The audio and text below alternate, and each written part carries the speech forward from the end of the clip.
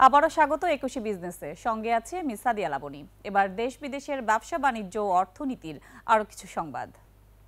চট্টগ্রাম বন্দরকে বাংলাদেশের অর্থনীতির হৃৎপিণ্ড বলে উল্লেখ করলেন প্রধান উপদেষ্টা ডক্টর মোহাম্মদ ইউনূস।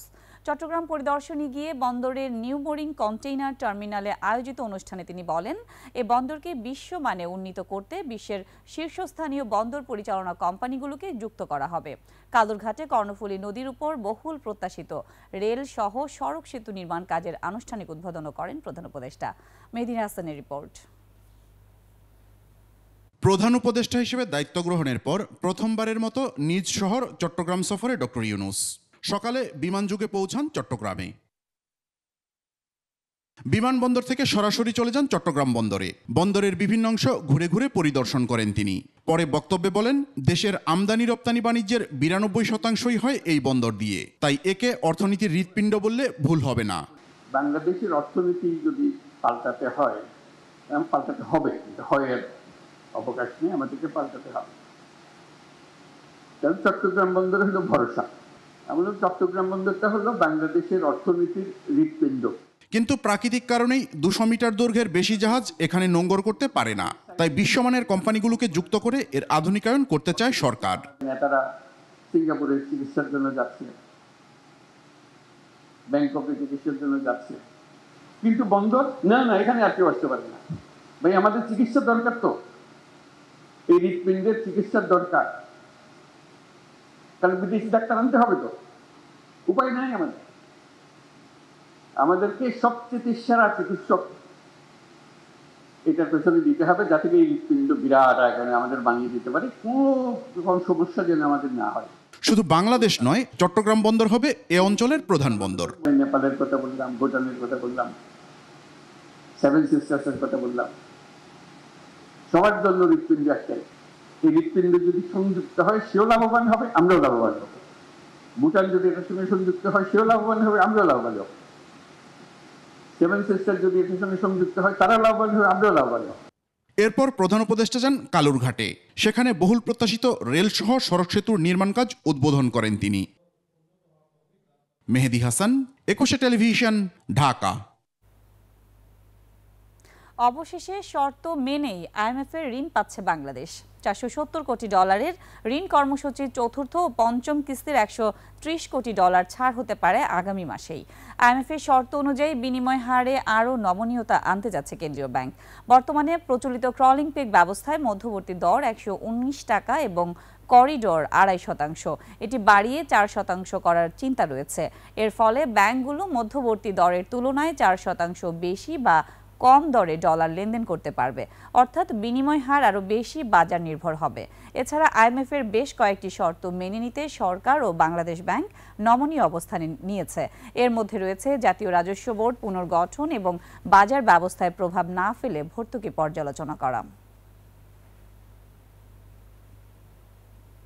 সৌদি আরবের কাছ থেকে বড় ধরনের বাণিজ্য বাগিয়ে নিলেন মার্কিন প্রেসিডেন্ট ডোনাল্ড ট্রাম্প। সৌদি আরবের সঙ্গে ইতিহাসের সবচেয়ে বড় অস্ত্র বিক্রির চুক্তি সই করল যুক্তরাষ্ট্র। মার্কিন প্রেসিডেন্ট ট্রাম্পের মধ্যপ্রাচ্য সফরে রিয়াদের বিনিয়োগ ফোরামে অস্ত্র চুক্তি সহ নতুন করে $600 বিলিয়ন বিনিয়োগ চুক্তি সই হয়েছে। এছাড়া মার্কিন প্রেসিডেন্ট সিরিয়ার উপর থেকে নিষেধাজ্ঞা তোলার ঘোষণা দেন। বিস্তারিত নাঈম আহমেদের ডেস্ক রিপোর্টে। এবার মধ্যপ্রাচ্য মিশন। আরব অঞ্চলে 3 দিনের সফরের প্রথম দিনে সৌদি আরবের রাজধানী রিয়াদে পৌঁছান ডোনাল্ড ট্রাম্প। এ সময় তাকে স্বাগত জানান যুবরাজ মোহাম্মদ বিন সালমান। পারস্পরিক বৈঠকের পর রিয়াদে সৌদি মার্কিন বিনিয়োগ ফোরামে যোগ দিয়ে সামরিক ও বাণিজ্যিক চুক্তি সই করেন তারা। হোয়াইট হাউসের বিবৃতিতে বলা হয়েছে, $142 বিলিয়ন অস্ত্র বিক্রি চুক্তির আওতায় মোট 5টি খাত রয়েছে। সেগুলো হলো বিমান বাহিনীর আধুনিকায়ন ও মহাকাশ সক্ষমতা, আকাশ ও ক্ষেপণাস্ত্র প্রতিরক্ষা ব্যবস্থা, সমুদ্র ও উপকূলীয় নিরাপত্তা, সীমান্ত নিরাপত্তা ও স্থলবাহিনীর আধুনিকায়ন এবং তথ্য ও যোগাযোগ ব্যবস্থার আধুনিকায়ন। অস্ত্র চুক্তি ছাড়াও দুই দেশের মধ্যে কৃত্রিম বুদ্ধিমত্তা, গ্যাস টারবাইন, উড়োজাহাজ সহ বিভিন্ন বিষয়ে চুক্তি হয়েছে। বিনিয়োগ ফোরামে সৌদি আরবের যুবরাজ মোহাম্মদ বিন সালমান $600 বিলিয়ন বিনিয়োগ চুক্তির কথা উল্লেখ করে বলেন, আগামীতে যুক্তরাষ্ট্রে সৌদি বিনিয়োগ বেড়ে $1 ট্রিলিয়ন উন্নীত হবে।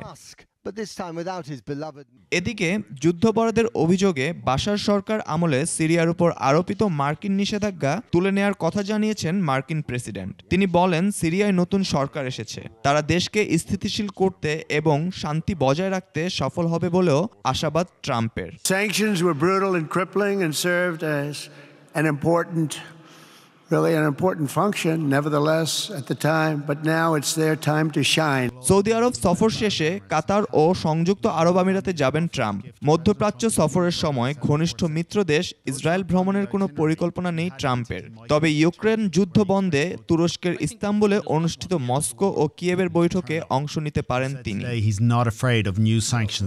নাইম আহমেদ, 21 টেলিভিশন।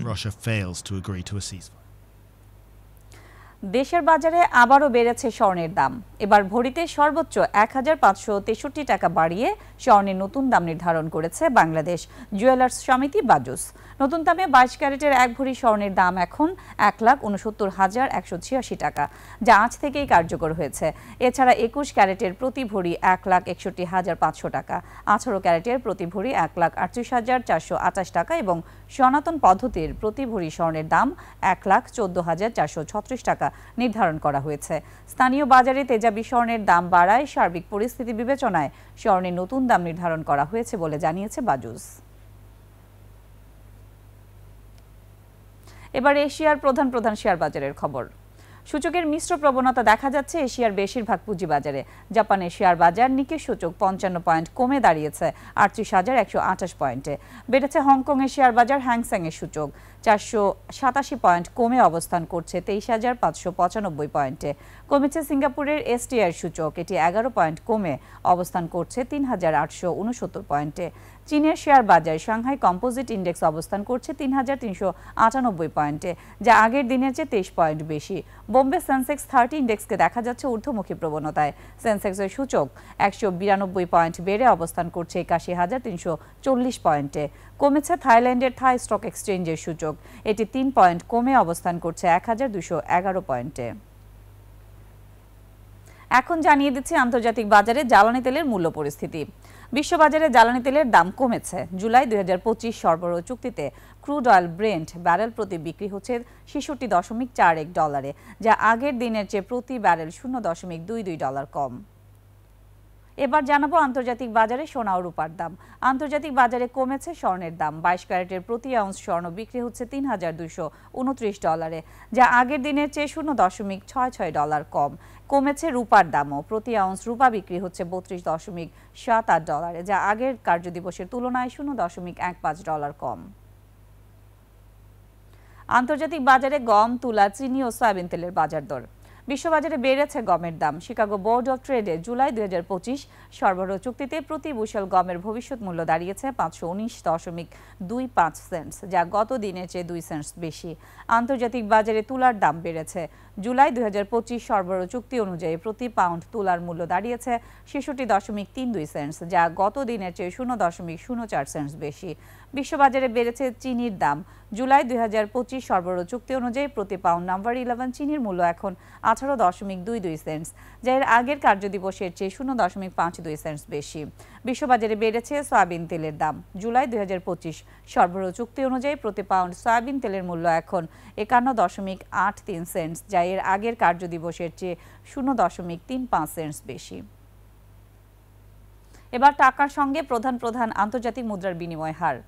আন্তঃব্যাংক লেনদেনে আজ ব্যাংকগুলো মার্কিন ডলার কিনছে 121 টাকা 50 পয়সায়, বিক্রি করছে 122 টাকায়। ব্রিটিশ পাউন্ডের ক্রয় মূল্য 158 টাকা 26 পয়সা এবং বিক্রয় মূল্য 166 টাকা 73 পয়সা। ইউরোর ক্রয় মূল্য 134 টাকা 45 পয়সা, বিক্রি হচ্ছে 140 টাকা 70 পয়সায়। জাপানি ইয়েন ক্রয় হচ্ছে 79 পয়সায় আর বিক্রি হচ্ছে 84 পয়সায়। এদিকে ব্যাংকগুলো কানাডিয়ান ডলার কিনছে 86 টাকা 87 পয়সায়, বিক্রি করছে 89 টাকা 48 পয়সায়। ভারতীয় রুপির ক্রয় মূল্য 1 টাকা 35 পয়সা, বিক্রি হচ্ছে 1 টাকা 51 পয়সায়। সৌদি রিয়ালের ক্রয় মূল্য 32 টাকা 29 পয়সা এবং বিক্রয় মূল্য 32 টাকা 92 পয়সা। মালয়েশিয়ান রিঙ্গিত ক্রয় হচ্ছে 27 টাকা 99 পয়সা এবং আন্তঃব্যাংকে বিক্রি হচ্ছে 28 টাকা 76 পয়সায়।